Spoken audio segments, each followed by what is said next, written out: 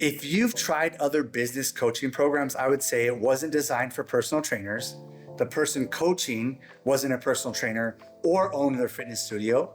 Especially with my experience, more than 20 years of being a personal trainer and owning my business as a fitness studio for more than 17. So that's unique in its own. So I would say that the course wasn't designed for trainers.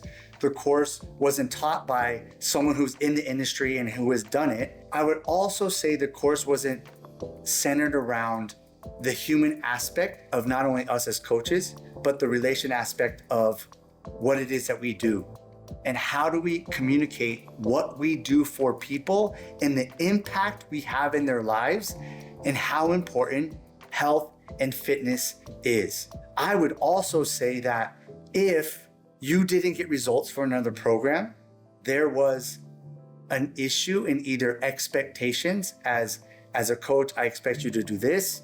The accountability aspect, meaning does the coach have a system or a strategy in place to help you hold accountable to see your own blind spots?